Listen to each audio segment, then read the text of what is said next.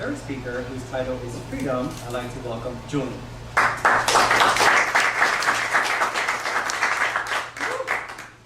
act to follow up. So I'm going to take us in a completely different direction now. Freedom. What is freedom? For everyone, it's different. We're going to hear a lot about it this weekend. Freedom. This country was based on freedom of religion. This country was based on freedom of choice. This country was based on freedom of speech. But what is freedom? Are we ever really, truly free?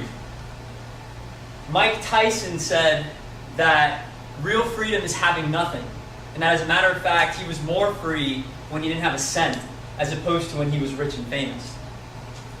So it's got me thinking, if people that are able to acquire the types of things that we would attribute to a free person, if someone is able to acquire all that and they still don't feel free, then how, or is it possible for any of us to actually be free? Has anyone here ever thought about associating dreams with freedom? Yes. All right. So we've got somebody in here. There is a rationale behind why it's possible that real freedom can only be experienced in dreams. And that's because when we are dreaming, our senses are shut off. So all the sensory input that our mind is normally bothered with throughout the day is shut off when we're sleeping. So the mind is able to just do what it does without worrying about the outside world. Combine that with rapid eye movement sleep, which comes after deep sleep, and you have the most creative moment of the night when you're sleeping, REM sleep, mixed with no sensory input. So your mind is literally able to create as much and as freely as it wants to in the dream state.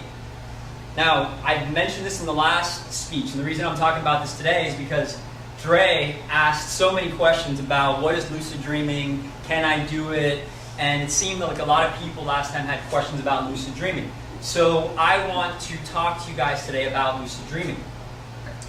Lucid dreaming, to put it in the most basic terms possible, is when we, the dreamer, realize that we're dreaming. Now, can we have a conscious dream and not be lucid dreaming? Yes. Can we have a lucid dream where we're not consciously involved in it? Absolutely. The only requirement is that you are aware that you're dreaming. How much you're able to control your dream and what you're able to do with that information that you know you're dreaming is entirely up to you. But you have the capacity to do it in a lucid dream. So going back to this question about who has thought of freedom and who has thought of attributing that to dreams. Consider this. Studies have shown that people who lucid dream are less likely to suffer from night terrors, are more likely to have less anxiety in their everyday life, are more likely to heal from physical or mental wounds, and are able to be happy about healing from these wounds. Fantasy fulfillment in lucid dreams. Have you ever thought of being a professional athlete, and has that maybe been something that has plagued you in your life? Have you always wanted to meet a celebrity, or fly, or go to the moon? Well, guess what? Lucid dreaming can provide all of those and more. I heard an example from Josh who's evaluating, and it's something that I can relate to as well. People who become effective lucid dreamers, what they're able to do oftentimes is they're able to rehearse live situations that may come in the awake life while they're sleeping.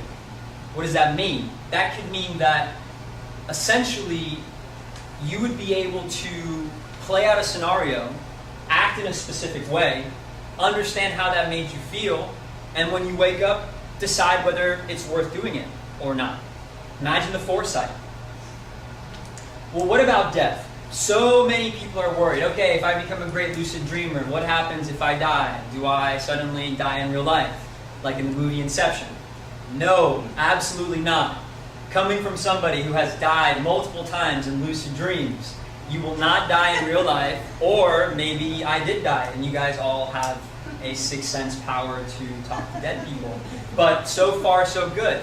As a matter of fact, the death dreams oftentimes are some of the ones that remove the most anxiety from your life. If you've ever been afraid of dying in a specific way, going through that death sequence in your life, it can bring attention to what you would naturally do when you die.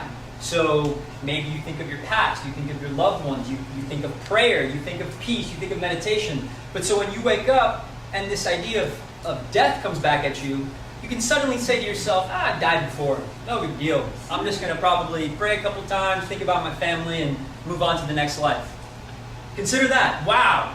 The power to not be afraid of death through dreaming. Strange, strange, strange. Here's the best part.